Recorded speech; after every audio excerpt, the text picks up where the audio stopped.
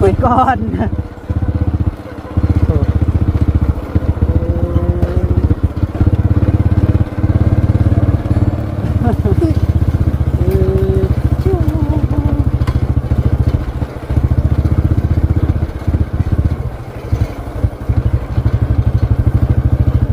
เพิ่นเอาคนใหม่ออกแล้วบ่ทางนุ่มนะยังคือเก่าแม่นไปทางไหนทางเทิงนี้แม่นนะนี่เหือนเพิ่นเนาะแอมน้ำเตะแอมโอ้บ่ได้มาเลยพี่น้องเอ้ยบ่ได้มาเบิ่งมามื้อนี้ล่ะโธ่เป็นหมู่เลยไปคือแฮนี่เฮ้ยมามีบุญมาไปเลยเฮ้ยเอาห้องเข่าเฮ้ยอันนี้ตู้น่ะไปเปิดโลดตู้อ่ะเพลงน้องอยู่บ่ลูกหอมแก้มมึงดูคันเพลงน้องก็หอมเลย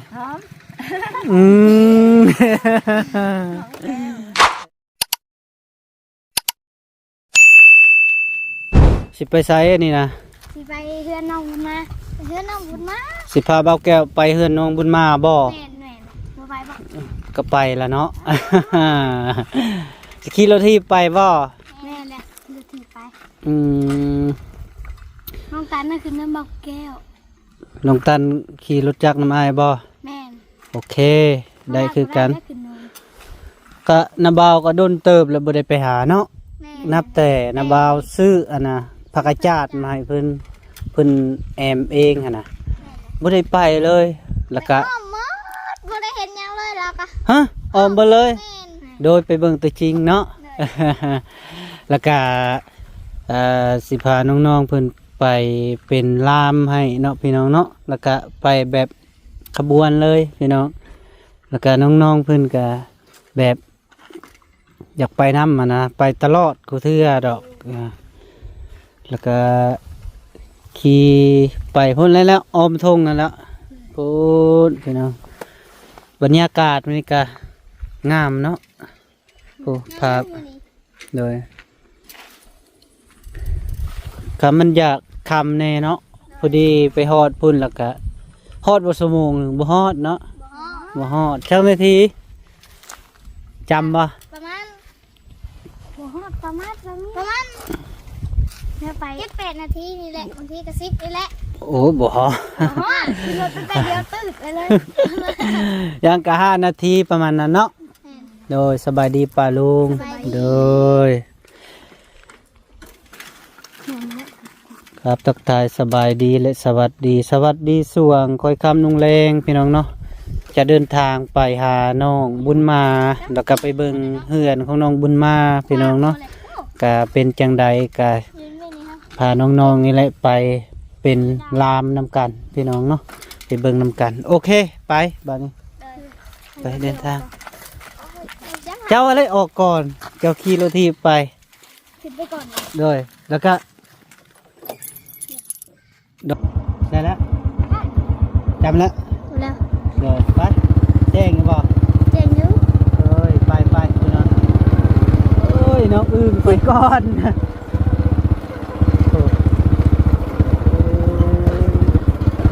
น้องพี่น้องเป็นมือกล้องให้เบาแก้วน้องตันอยู่เงียบได้ตอนนี้ได้น้องตัน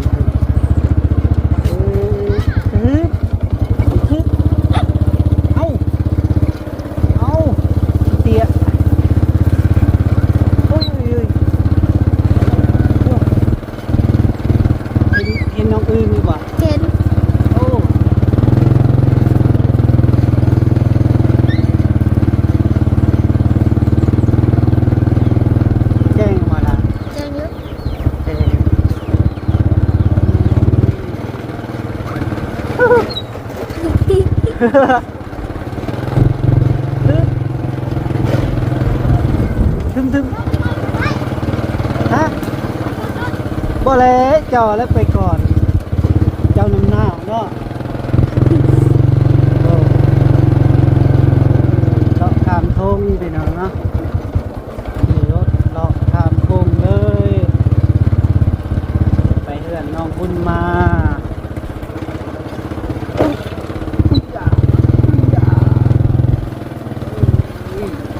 ป้าตอนนี้ได้แววดีขนาดเลย ฮะ เจ๋งคักขนาด แจ้งขับบอก แม่น แจ้งขับขนาด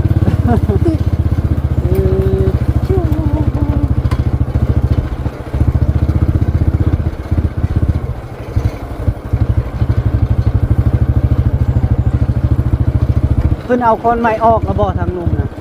ยัง ยังคือเก่า แม่น ไปทางไหนทางเทิงนี้ แม่นแล้ว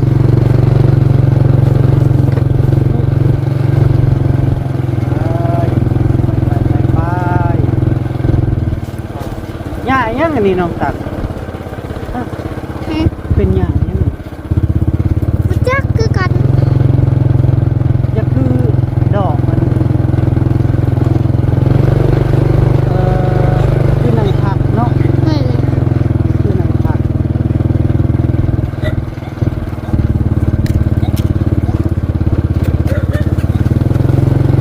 อ้าวเข้าป่าแล้วพอดีเนาะไก่สิฮอดน้องบ้านน้องบุญมาแล้ว นี่ก็เห็นแล้ว พอเห็นเนาะขึ้นเห็ดหยังรีบไกลก่อนอุ้ยอุ้ยอุ้ยอุ้ยอุ้ยโอ้ยไม่เทียมน้องบุญมา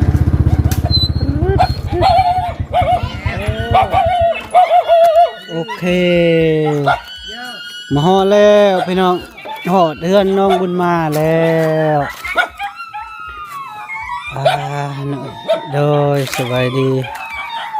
โอ้ย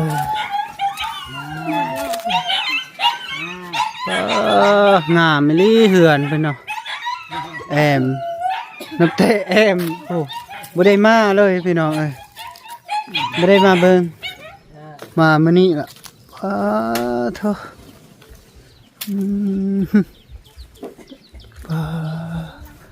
แล้วแอมเบิดเลยพวกพี่น้องเพิ่นครัวยังกับแอมเบิดโธ่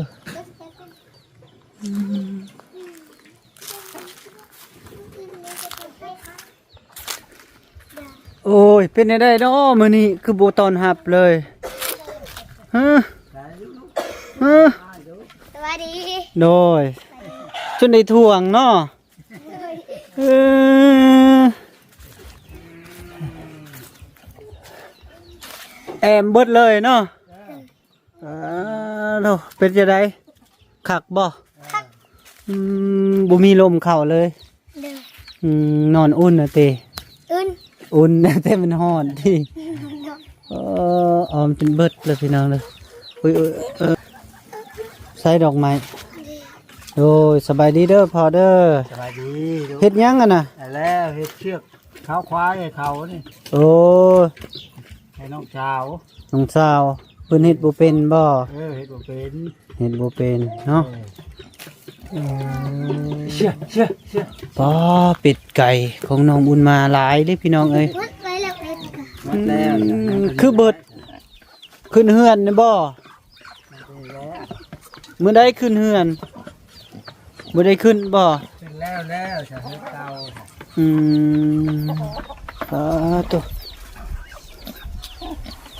ตัวใดเป็ดอายน่ะฮะเป็ดอายตัวใดตัวใด นี่นี่นี่ ตัวไหนวะ ตัวนี้ ตัวนี้ตัวใหญ่นี่บ่แม่นเบิดสองนี่บ่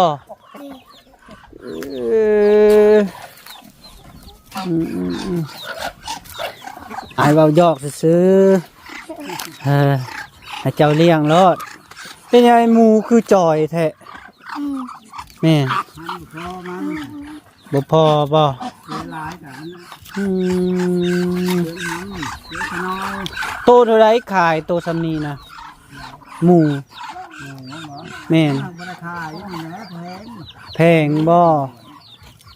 โอ้โดยเป็นหยังอันนี้ มันไม่แพง แมงแคงเจ้าได้แมงแคงบ่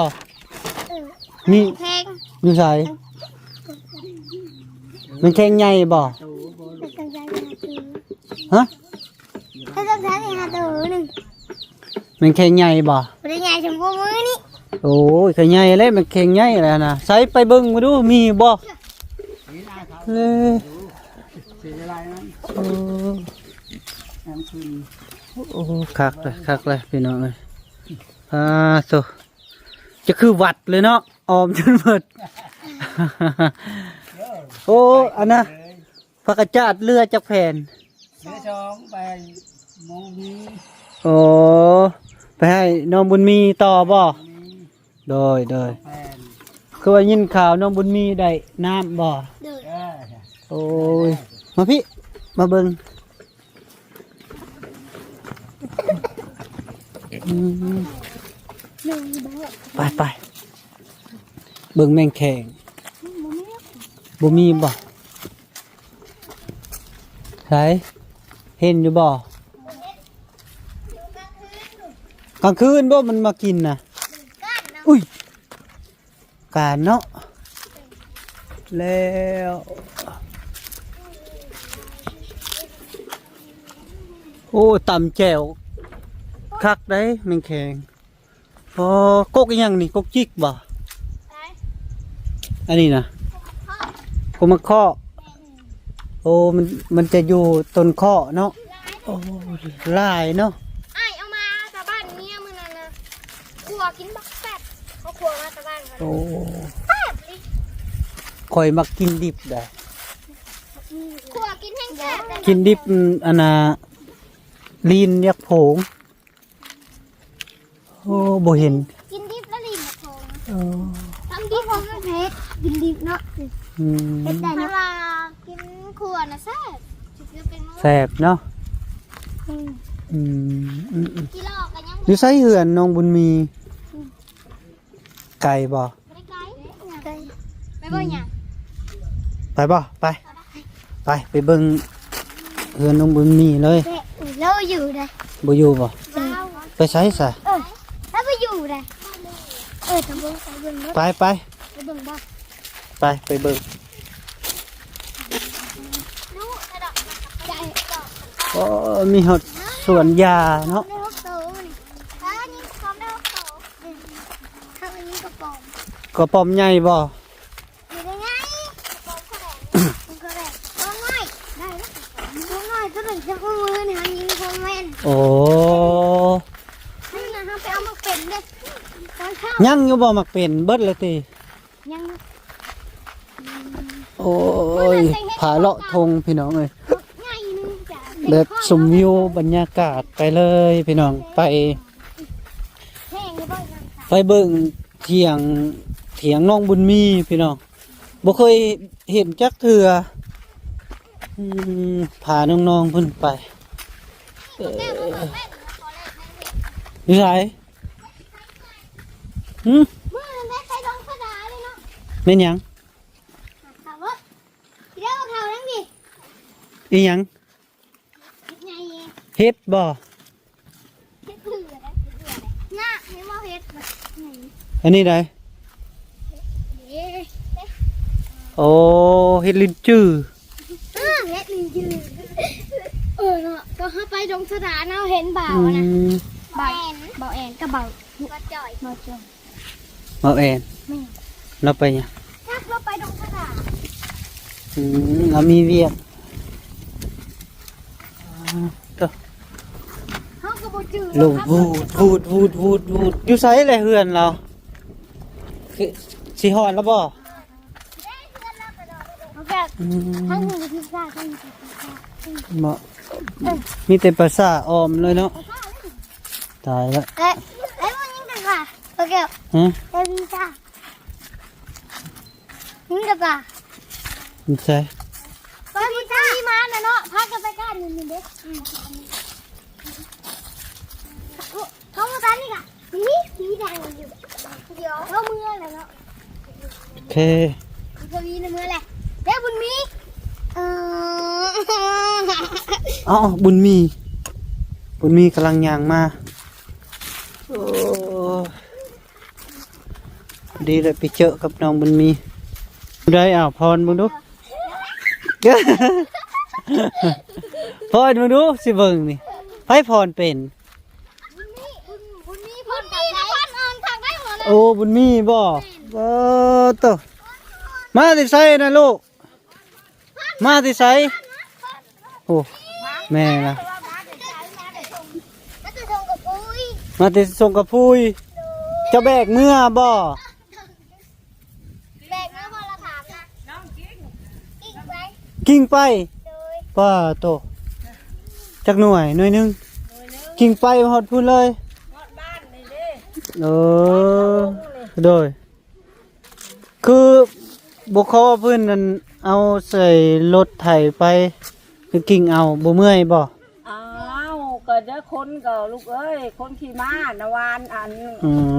ม จักน้ำให้ก็เลยเพิ่นขอไม้ย้ำแล้วก็ โดยไป ตามชาย ไปพรมึงดูสิเบิ่งนี่พรพรใส่บุญมาพรมึงดูไปเป็นหมู่เลยไปคือแห่นี่เฮ้ยมามีบุญมาไปเลยเฮ้ยโอ้ไปเลยแห่ไปเลยพรไปเลยไปเบิ่งไปเบิ่งเพื่อนน้องมันมีมวนคักอีดีไปแห่ไปเลยคักอีโดยไปเลยจะได้บ่มีตู้เนาะโอ้ยแห่ไปได้แห่ไปบ้านน้องบุญมีพี่น้องเอ้ยบ่าวแก้วบ่เคยเห็นแล้วก็ไปเบิ่งมื้อนี้ล่ะพี่น้องเอ้ยให้น้องบุญพรไปแห่ไปเลยเอ้ยเนาะ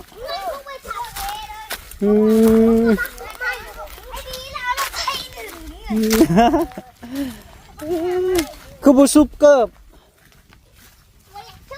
บ่อยากซุป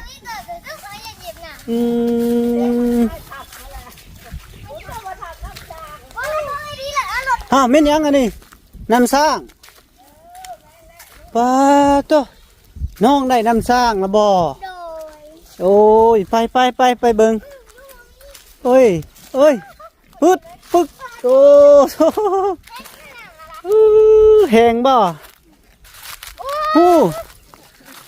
ป้าติโทเอาจะพาสูบไปเลยฮึบหุยอ่ะโอ้เจ้าภาพเขาล้างโอ้ขักอีดีโอ้จากมือแล้วเพิ่นมาเจาะหายจากมือแหละ วันยังก่อน เพิ่นว่าวันพุธวันพุธบ่ มือวันที่เบาดีมามือวันเจาะน้ำแล้วนะมือหนึ่งเหมือนได้เจาะน้ำแล้ว โอ้พอแล้วลูกพอแล้วเมื่อยโอ้ยเนาะเฉพาะจึงพรแอนเนาะได้น้ำมาด่านใหม่เปิดโถคุณ มันยังไปนอนได้2 3 มื้อ โอ้มันตื่นแล้วบ่นี่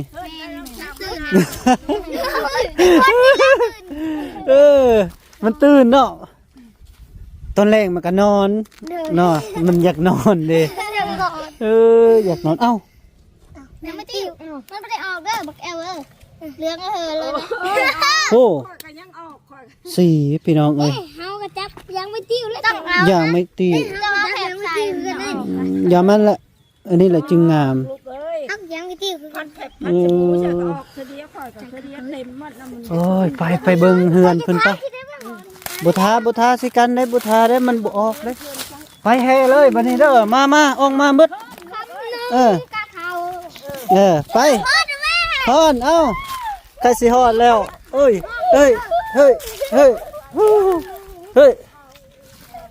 า กะยัง ห้องเข่าเฮ้ยอันนี้ตู้น่ะไปเปิดโลดตู้อ่ะ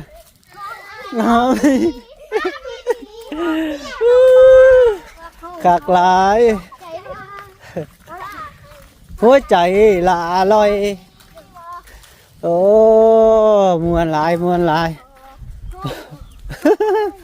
ตู้เฮือนเทียงใส่กระมีจ้ะ มีบ่ ตู้น้อยอ่ะ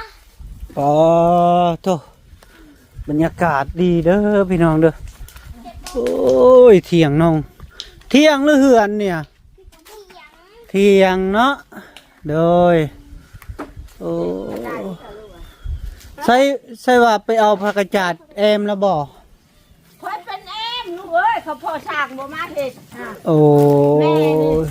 ลูกหล่ะได้ก็ชวนเฮ็ด บ่มีผู้หญิงบ่บ่มีผู้ชายบ่ นี่นะลูก อยู่2คนนะบ่ อยู่ชามทั้งเท่าเด้ เท่าใด เด็ก ได้แด้ โอ้ผัวจะบ่บ่แม่นเนาะแม่เท่าเนาะโอ้คักอยู่มีแบะมีหยังเนาะน้องบุญมีมี รวยเลยซื้อแล้วก็เป็นเนื้อแล้วครับป้าไว้ในนี่ชม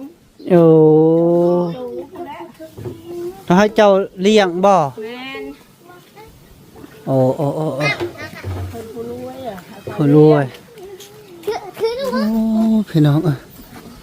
อันนี้ละเถียงของน้องบุญมีเพิ่นบอกอยู่แต่ว่าบ่ได้มาหาโอ้ยโถพี่น้อง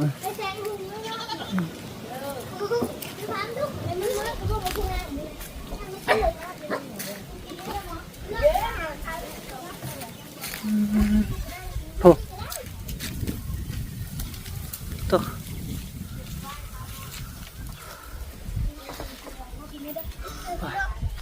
ลัดทางนี้ก็ใกล้ๆเนาะ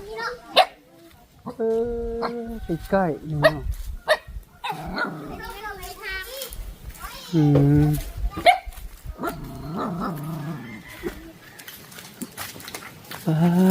ตัวโอ้บ่ได้ขึ้นไปเบิ่งอยู่ถึงเนาะ ขึ้นมาแล้วลูกไอ้เป็นหยังเด้ ยาแล้วบ่ขึ้นโดย ขึ้นกับหัวเด้นี่ หัวบ่โอ้มุงหญ้าเนาะอยู่เป็นประจำบ่ เป็นประจำต่อปีลูกเอ้ย โอ้โดยไปขึ้นไปเบิ่งก่อนเด้ออันนี้หยังโดยโอ้ยเนาะ มุ่งละมุ่งคนรวยมาเบิกลูกเอ้ยจังได้กลางน่ะแม่จักถูกจักยากบ่ได้ลูกได้ผัว บ่มีลูกบ่มีผัว บ่มีลูกบ่มีผัวแล้วเอาอันนี้ได้มาเลี้ยงนี่ โอ้ ได้ยอดลูกชายน้อยนี่แหละ โดย ได้น้ำได้นายจะทุบุญมีลูกเอ้ยพอแล้วว่าพอก็ขึ้นน้ำลูกโอ้ยลูกเอ้ยว่ะ โดยได้น้ำน้องนี่บ่ ได้ร้านบุญมีน้องลูกบุญมีนี่แล้วได้ย้อนชอนทานอลี ชมเลี้ยงอลีเลยทิ้งที่แองแทงน้อย โอ้เนาะ แห้งแล้ว เป็นคนหูเนาะ เออ แพงเพิ่นบ่ เพลง หอมแก้มมึงดูคันแพง แพงแม่ก็แพงเลยดีใจน้ำเจ้าให้เจ้าใหญ่จำเราแก้วนี่แหละลูกเอ้ย โดยง่ายไปแสดงว่าปั้นกันเลี้ยงเนาะน้องบุญมาแล้วให้พ่อเฒ่าอันนั้น พอเท่าอันนั้นน้อง เด้อ นี่คอย น้องมันนี่อันนี้ไอ้น้องกันบ่กับพ่อเฒ่านะ แม่นและอ้ายพุ่นน่ะ โอ้ไอ้เจ้า คอยน้อ โอ้ งสาว โดยมีหยังกินมื้อแลงจ้ะ บ่มีหยังลูกเอ้ยแล้วเราก็ว่าพาลูกกินนะปลาแดกย่ำแจว โอ้ บ่ ย มีหยังอะ บ่มีหยังเนาะ เออ เจ้านี่ผัวตายปะบ่เรื่อยใด ผัวก็บ่มีตะกงลูกเอ้ย ตะกงเจ้าบ่ได้เอาผัว บ่เอาผัว โอ้ เด้หาเอ้ยพุ่นน่ะ โอ้ ได้ผัวได้ลูก ลูกสาวเดียว อืม บ้านแล้ว ลูก ลูกสาวโตนไปน้ำผัว โอ้บ่เบิ่งอีก บ่เบิ่งบ่ครัวอีกบ้านนี้ก็ลูกของเพื่อนนะ อืม หลานสาวก็โตนไปน้ำผัวอยู่นะกับใจ โอ้แบบนั้นเนาะ แบบนั้นลูกอ่ะ โอ้ยโดย แล้วได้เลี้ยงอ่ะ เลี้ยงอันนี้เลี้ยงผู้ชายใหญ่เลยนี่ได้เลี้ยงผู้หญิงอีกตัวหน้าอีกฮะในบ้านฮะน้องสาวหลาน เอ้ยมีแมวเลี้ยงอีกวะนี่ เออ เออมึงดูอายมักได้แมวนี่ได้ ว้าวเมื่อเอิ้นผัวเชื่องน้องได้รถกะเจอรถทีบ โอ้ เอาขึ้นว่าเสียงผู้นี้ให้เอาลงโอ้ยขอว่าเอาลงบ่ได้แล้วลูกเอ้ยขอผู้หญิงก็ปฏิรถทับเดียว แล้วบ้านหมู่ลง รถน้องบุญมีนี่บ่ รถบ่รถเอ้ยรถใหญ่ทางน้องอยากเฮียน โอ้รถทีบบ่ รถทีบลูก อืม อยู่ใน เอาผัวบ่ได้นี่ ไผ เอื้อยเพิ่นน่ะ เอาผัว อืม เอาผัวแล้วแล้วมื้อผัวป้าแล้วย่างแต่คนเฒ่าบ่มีเพิ่นเรียกเหตุ โอ้ การณ์เอ้ยเฒ่าซื่อๆนี่ได้ เออ ตะกงตะมัวนี่ก็ลานขี้หมากขี้กาวขอได้ป้าเอ้ยไม่เท่าเอ้ยไม้เอาลูกเอ้ยไม้แม่ก็เท่าน้ำมันนี่แหละตัว โดยอันโดยน้องบุญมีนี่ก็ลูกกำพร้าบ่ ก็บ่แม่นครับผ้าพ่อแม่เขายัง หยังเนาะ เขาบ่เลี้ยง โอ้เขาบ่เลี้ยงแล้วให้เจ้า ให้คอยไปผูกคอต่อแขนมาเลี้ยงคอยบ่มีผัว โอ้เป็นลูกเลี้ยงเนาะโดยโอ้ยเนาะแต่ว่ามาอยู่นี่ก็ละคือน้องบุญมานี่ก็ใส่ได้โอ้คักเลยหากินก็เก่งเลยอีหลีเลยอันนี้ก็เก่งคือกันเนาะ เก่งไปหากิน เจ้าแพงอายเจ้าบ่แพงบ่แพงน้องบุญมาขึ้นมาพี่เออ ทุกข์เลยลูกเอ้ยเป็นหมู่หญ้าหมู่ยิงบ้าคือหมู่และนี่ก็เฮือนก็ โดย บ้านเมืองแล้วมาเฮ็ดน่ะผู้หนึ่งได้ค้างผู้หนึ่งได้ตรง โดย ผู้หนึ่งได้คือได้แปะ พี่หน้ามาพี่ ใส่ข้าว โอ้นางเฮียงกันโอเคพี่หน้ามาพี่โอเคไม่ตู้ยับขึ้นเจ้าฮะให้เห็นโอเคโดยเนาะลูกประเภทเนาะสองคนนี่เนาะ แม่นทั้งแพทย์ลูกเอ้ย เอ นี่ อ ทั้งแพทย์สองคน แต่น้องบุญมานี่สูงกว่าน้องบุญมีเนาะ ผู้นี้ออกก่อนผู้นี้ออกกำลัง โอ้โดย ม แล้วผู้นี้เป็นอ้ายผู้นี้เป็นน้อง อันนั้นบ่เป็นอายบ่ แม่น คิดว่าผู้นี้เป็นอาย เออ โอ้โหเจ้าละกะหลังจากเพิ่นเกิดแล้วแล้วเจ้าผูกคอตัวแขนเอา เออ โอ้ปันกันกับอ้าย ปันเดียวกับอ้าย แต่ว่าลูกพี่น้องเดียวบ่ ลูกพี่น้อง พี่น้องแต่ว่าพ่อแม่เพิ่นน่ะไปไสซะ พ่อแม่เพิ่นก็อยู่ในบ้านฮะ อยู่ในบ้าน เออ บ่ได้เลี้ยงอีก เลี้ยง2-3คนพุ่น โอ้มีลูกหลายคนบ่ เพิ่มหลายคน อืม ลูกหลานไผ่ โดยโอ้ อ้ายขอยป้าเมียอยู่พูดหนักตายหมาแล้วยังไปจำลูกจำหลาน อืม อ่า น้องบุญมีบุญมาเจ้าแพงน้องอยู่บ่ลูกหอมแก้มมึงดูคันแพง น้องก็หอมเลย หอม อืม เออแพงเบิดเนาะน้องบุญว่านี่ก็อยู่นำประตูนี่ก็เพิ่นก็หอมแก้มได้เนาะมาอยู่นำแต่น้อยเนาะเว้าง่ายๆน้ำแต่แดงๆพุ่นเนาะ แดงๆลูก เลย ทลายอุ้มมา อูมาเลย เลยแล้ว ดีใจบ่ ดีใจแม่ก็ เออ เลี้ยง เลี้ยงเนาะโอ้คักทีเนาะ เลี้ยง ตะปุตะปิเนาะตะมุตะมิโอ้ยเนาะ เอ้ยพวกเราก็ไปเต็มร้อยนะบ้านลูกก็ได้ลูกบ่มีพอ โอ้บ่ได้เต็มร้อย แต่ลูกสาวเราไปเอาผัวละบ่มาเลย มาเห็ดหน้าทาผัวว่าผัวสิมาเห็ดหน้าทาผัวจนได้2 ปีบ่เห็นผัวมาปีนี้กลับลงไปเอาตูนป้าแม่ไปน้ำผัวอีก โอ้ อันนั้นแล้ว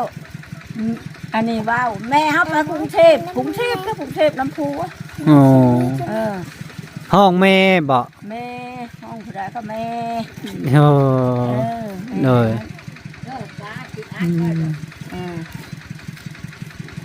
อยู่3 คนเนาะ 3เลยว่ะ โอ้ย อันนั้นน่ะเฮือนใช้ข้าวบักข้าวพ เขา ร บ่ บักข้าวพรพ้นตกแม่ก็คนคนนี้นะลูกอ่ะ โอ้ ไปชอบข้าวคน อันนี้เนาะ แม่ นอนอยู่พี่เนาะ นอนนี่ มันเย็นนะคะมันร้อนหวา น้องบุญมีน่ะนอนน้ำเจ้า แม่น ให้บริการเล่น เจ้านอนเจ้ากอดแม่อยู่บ่ลูก ว่าได้กอง บ่ได้กอด แม่แล้วมันหนาวเลย มาถึงแม่ได้กอง เออ ยังหอดเลยก็อีเมวี่เขา บ่เออ ยังหอดได้ แม่วีให้บ่ เดิน อืมผู้นั้นก็ได้ลูกชายผู้เดียว แม่น พอตุอืม ยัง คือได้ลูกได้ผัวแล้วทุกข์ยากเลยมาลูกเอ้ยเห็ดนาก็พอได้กินบ่ได้ค้ำบ่ได้ขาย เลย นาแล้วลูกสาวก็ต้นนี้ปืนปั่นอยู่เฮือนโตบ่คืออยู่เฮือนหมู ฮะออกถึง โอ้แบบนั้นเนาะ แบบนั้นแล้วแต่เก่าลูกเอ้ยอึดอยากมากหิวคอยนะ อืม กินข้าวต้ม กินข้าวแกงอะไรได้ลงดงเห็นนี่ก็ลงย่างบ่ได้ขึ้นรถบ่ได้ขึ้นยนต์ เลย เออ แต่เดี๋ยวนี้เนี่ยแค่นี้เนาะ เดี๋ยว มี นี้ขายแด่ชะวันบ่ เลยมี นั่นน่ะซิโน มีข้าวกินเนาะ เดี๋ยวนี้มีกินอยู่เดือน9เดือน10ลูกเอ้ยจังหมดว่าบ่หมดก็หมดอยู่ อ๋อ ปีนี้บ่มีปุ๋ยใช้ ได้จักซอบปีนี้นะ ได้50ผู้โอ้กุมกินอยู่ จังแล้วจังว่า กุมกินอยู่คัน50ก็ อันนี้ ไผสิกินน้องนี่ก็คือสิกินบ่หลายด บ่ อก แล้วเอ้ยบ่ตาย อืม เอ้ยตายแล้วรับหมูอีกเห็ดน้ำเอ้ยแล้วหมด10ชอบแต่แทนหมูยังอยู่40 โอ้ จะทุกกุ้มกินเนื้อไข่แดง โดย เออ แต่ว่ายามเฮ็ดหน้านี่ลูกจะมาเฮ็ดให้บ่ ผู้ใดก็บ่มาลูกครอบครัวไผมัน โอ้ผู้ใดก็บ่มา คอยได้เงินน่ะคอยจ้างเลยแล้วเธอ2-3ให้น่ะ400,000บ่500,000น่ะเขามาไทยให้ถึงอันถึงดำก็บ่เป็นเลยย่านหมู่ก็จะเฮ็ดเวียกหมู่จ้างคนเขาบ่มีมาเนี่ยก็อยู่คือว้าวเนี่ย โดย อืม อืม ถูกลีนะลูกเอ้ยแล้วเอาดีมุกดีใจน้ำลูกได้นำช่างโอ้ยมีแห้งเลยลูกเอ้ยบุญหมันควันยืนเด้อตัว โดย แม่ก็อยู่ใกล้ทางนักก็เห็น โดยงบทางไผนี่เบาลีบ่ บาลี โอ้โดยกะโดนเติบอยู่ว่าสิมาหาก็บ่มีเวลา แม่น ค่อยก็นับแต่เฮ็ดอันเพื่อนให้น้องนี่แหละซื้อผักกาดจาดอีหยังก็บ่ได้ไปเลย แม่น มัน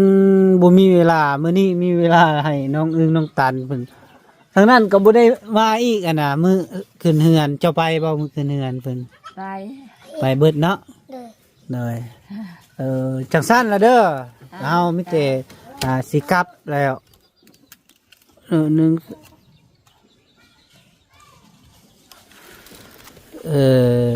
สิกลับเมื่อพุ่นแหละน้องเอื้อนน้องบุญมาเด้อ เจ้า โดยโชคดีเด้อโชคดีลูก โดยก็สิเอาเงินให้ให้พ่อจะคุ้มเงินคุ้มคำเด้อลูกเด้อ ด้วย เออ เอาเงินให้ซื้อข้าวนม จ้า ซื้อมะเพ็ดเป็นนัวแหละแม่เอ้ย แม่น คอยกะบ่ได้มีดอกกะปันกันไปเอา อ่า โดยเอา ให้มัน ซื้อกิน ให้ โดย พ่อเดียว โดย เป็นดีมีชุกลูกเอ้ย โดยสาธุโดยไปบัดนี้เมื่อพุ่นบัดนี้เฮาไป ไปเฮือนน้องบุญมาต่อพี่น้องเนาะเอาย่างไปคอยได้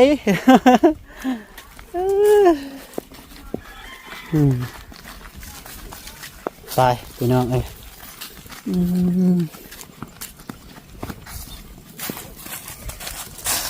นกเข่าเนาะนกเข่าได้บุญแม่นกเห่าเอ้ย ข้าวนี่คิดได้หนมข้าวลูกข้าวแต่ก็เคยได้เท่านี้เนาะข้าวกับเส้นแรงเฮ้ยแรงก็ข้าวนะ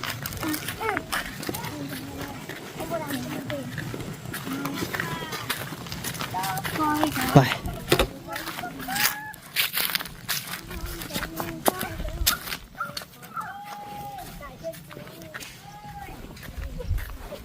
อีหยังอ่ะ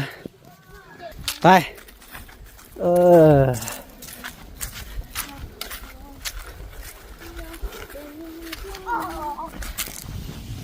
ขึ้นได้บ่ควายไผนี่ ง่ายค่อย เจ้าบ่จักโตควายเจ้า ทำตัว 3โต เจ้าเจ้า ไปลงฮึบ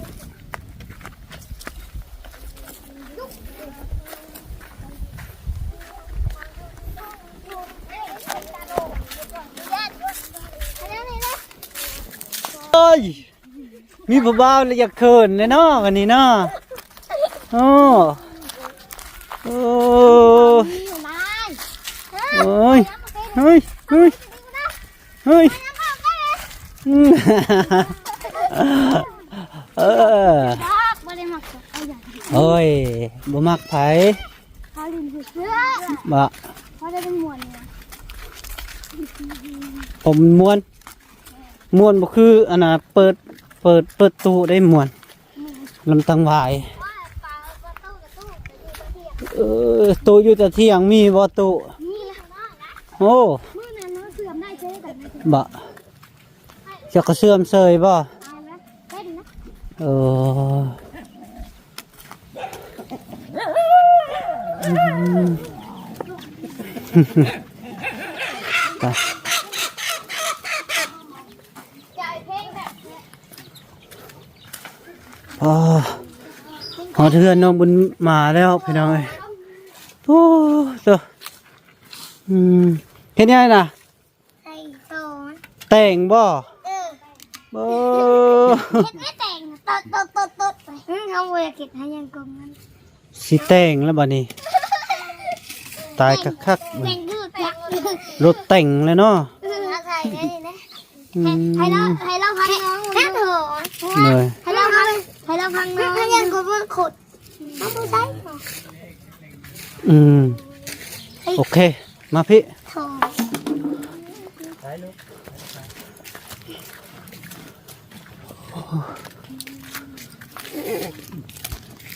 ปึ๊บเอาขนม ขอบใจเด้อ โดย อันนี้มัน แบ่งกันกินเด้อเออ อันนี้ตันนะรถกินแล้ว อืม มันมูมันลงมันถอดรถถึงนึง อืม เขาเห็นมันลงไปละถึงนึง โดยไปให้ไผเด้ให้ล้านเด้อโดยให้เพิ่นแลนทอดเลย ชาตินั่นเขามาเอาเลยได้ลุง มาเอาละบ่ นี่กี่ ฮะ ชาติที่เจ้าถากไว้ โดย เออ อืมอืม กินก็ได้บ่ อืม มันจะส่งมัน